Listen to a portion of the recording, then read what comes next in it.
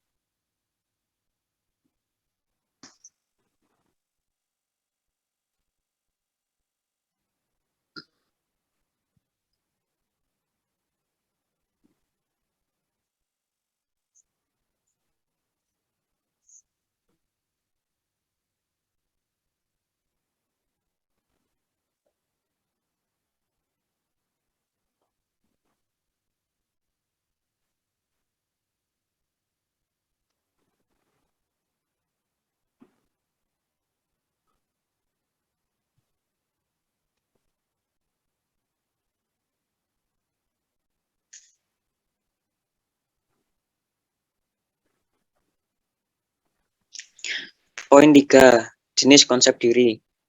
Jenis konsep diri dibagi menjadi 2, yaitu konsep diri positif dan konsep diri negatif. Konsep diri positif sendiri dibagi menjadi 3. Yang pertama, konsep diri yang positif menunjukkan adanya penerimaan dari di mana individu adalah dengan konsep diri positif mengenal dirinya dengan baik sekali. Yang kedua, konsep diri positif bersifat stabil dan bervariasi. Yang ketiga, individu yang memiliki konsep diri positif akan memahami dan menerima sejumlah fakta yang bermacam-macam tentang dirinya sendiri sehingga evaluasi terhadap dirinya sendiri menjadi positif dan dapat menerima dirinya apa adanya. Yang kedua, konsep diri negatif. Colhoun dan Aquella membagi konsep diri negatif menjadi 2 tipe, yaitu saat A, pandangan individu tentang dirinya sendiri benar-benar tidak teratur, tidak memiliki perasaan, kestabilan, dan keutuhan diri. Individu tersebut benar-benar tidak tahu siapa dirinya, kekuatan dan kelemahannya atau yang dihargai dalam kehidupannya. B. Pandangan terhadap dirinya sendiri terlalu stabil dan teratur. Selanjutnya akan dibacakan oleh Saudara Ziki.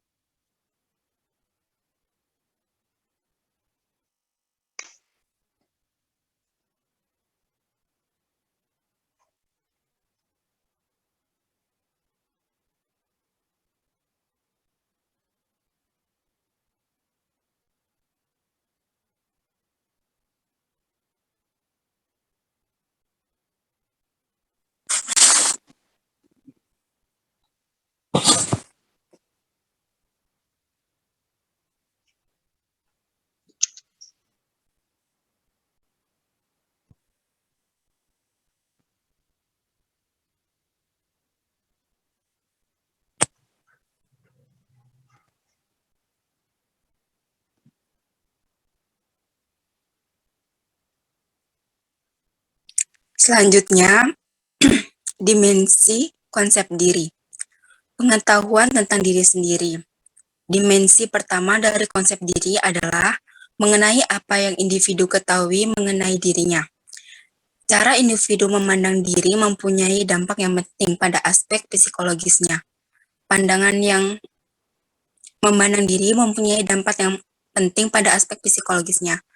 Pandangan yang realistik terhadap diri menerima dan menyukai bagian tubuh akan memberi rasa aman sehingga terhindar rasa cemas dan meningkatkan harga diri.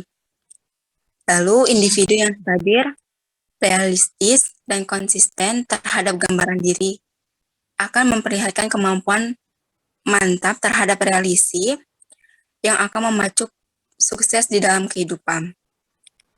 Lalu, pengharapan tentang diri sendiri. Pengharapan tentang diri kita tidak terlepas dari kemungkinan kita menjadi apa yang di masa yang akan datang. Setiap harapan dapat membangkitkan kekuatan yang mendorong untuk mencapai harapan tersebut di masa depan. Pada usia remaja, diri ideal akan membentuk menjadi proses identifikasi pada orang tua, guru, dan teman. Beberapa faktor yang mempengaruhi ideal diri yaitu: 1. Kecenderungan individu untuk menetapkan ideal diri pada batas kemampuannya. 2. Faktor budaya akan mempengaruhi individu dan menetapkan ideal diri yang kemungkinan standar ini dibandingkan dengan standar kelompok teman. 3. Ambisi dan keinginan untuk melebihi dari berhasil kebutuhan yang realistis, keinginan untuk menghindari kegagalan, perasaan cemas, dan rendah diri. Lalu, penilaian tentang diri sendiri. 1. Penilaian menyangkut unsur evaluasi. Seberapa besar kita menyukai diri kita sendiri, semakin besar ketidaksesuaian antara gambaran kita tentang diri kita yang ideal akan aktual, maka akan semakin rendah harga diri kita. Sebaliknya, orang yang mempunyai harga diri yang tinggi akan menyukai siapa dirinya, apa yang dikerjakannya, dan sebagainya. Dengan demikian, dapat dikatakan bahwa dimensi penilaian merupakan komponen pembentukan konsep diri yang cukup signifikan. Selanjutnya akan dibacakan oleh M. Salahuddin. Poin 6. Faktor yang mempengaruhi konsep diri. Menurut Hardy dan Hedges 12, bahwa faktor yang mempengaruhi konsep diri dibagi menjadi 9, yaitu 1. Reaksi dari orang lain, 2. Perbandingan dengan orang lain, 3. Peranan seseorang, 4. Identifikasi terhadap orang lain, ke-5 yaitu untuk menurut Bruns 16, konsep diri dipengaruhi oleh faktor-faktor sebagai berikut, dibagi menjadi 5.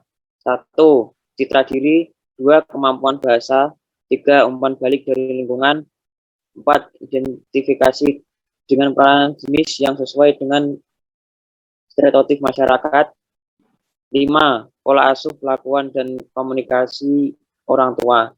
Selanjutnya akan dibaca oleh Saudari Hana. Ya. Poin ke-7 adalah terbentuknya konsep diri. Konsep diri terbentuk karena adanya interaksi individu dengan orang-orang di sekitarnya. Apa yang dipresentasikan individu mengenai individu. Tidak terlepas dari struktur, peran, dan status sosial yang disandang seorang individu. Struktur, peran, dan status sosial merupakan gejala yang dihasilkan dari adanya interaksi individu satu dengan yang lainnya, antara individu dan kelompok, atau kelompok dan kelompok. Hardy dan Hayes menjelaskan konsep diri terbentuk dalam waktu yang lama, dan pembentukan ini tidak bisa diartikan bahwa reaksi yang tidak biasa dari seseorang yang dapat mengubah konsep diri. Sobur juga menyebutkan konsep diri pada dasarnya tersusun atas berbagai tahapan, yaitu yang pertama, tahap konsep diri primer adalah konsep yang terbentuk atas dasar pengalamannya atas lingkungan terdekatnya, misalnya lingkungan rumahnya atau lingkungan kantornya. Yang kedua, konsep diri sekunder banyak diterima dari konsep diri primer, contohnya kayak hubungan yang luas yang diterima oleh orang lain di luar lingkungan rumahnya, terus akan memperoleh konsep diri yang baru dan berbeda dari apa yang sudah terbentuk dalam lingkungan rumahnya, dan hal ini menghasilkan konsep diri sekunder. Poin 8 dijelaskan oleh Saudari Sinta. Poin yang ke-8, gangguan konsep diri. Cara mengatasi gangguan konsep diri, yaitu 1. Tentukan jenis gangguan konsep diri buruk yang Anda miliki. Pertimbangkan ulang jenis gangguan konsep diri buruk yang paling umum untuk membantu teman menentukan apa kategori gangguan konsep diri tersebut. 2. Ubah gangguan konsep diri buruk saat muncul. Untuk mulai menggunakan self-talk, baik hindari biarkan gangguan konsep diri buruk terjadi tanpa mengubahnya menjadi sesuatu yang baik. 3. Akui bahwa gangguan konsep diri buruk itu tidak nyata. Dapat mengatasi gangguan konsep diri buruk dengan mengakui gangguan konsep diri tidak mencerminkan pribadi Anda dan gangguan konsep diri tersebut hanyalah gangguan konsep diri. 4. Alihkan perhatian pribadi dengan kegiatan baik. Tetap sibuk memberi lebih sedikit waktu untuk merenungkan gangguan konsep diri dan juga dapat mengingatkan pribadi pada hal yang Anda nikmati. 5. Gunakan peneguhan baik harian yang menyemangati pribadi. Peneguhan harian yang baik dapat membantu mengatasi emosi buruk yang sering kali menyertai gangguan konsep diri buruk. 6. Manfaatkan pribadi sendiri saat Anda melakukan kesalahan. Maafkan pribadi sendiri, seperti halnya memaafkan teman, merupakan bagian penting dalam pelajaran mengenai cara mengatasi gangguan konsep diri buruk. 7. Ucapkan selamat kepada pribadi sendiri atas kemenangan-kemenangan kecil. Itu cara lain untuk melawan gangguan konsep diri buruk adalah dengan mengucapkan selamat kepada pribadi sendiri saat berhasil melakukan sesuatu yang baik. Dan ingatkan kepada pribadi akan hal-hal yang telah berhasil Anda lakukan dengan baik di masa lalu. 8. Cari seorang psikolog. Jika Anda merasa diselimuti berbagai pengalaman buruk, mungkin sobat akan memperoleh banyak manfaat dengan berbicara kepada seorang psikolog, selain melatih berpikir baik. Cukup sekian yang bisa kami presentasikan. Wassalamualaikum warahmatullahi wabarakatuh.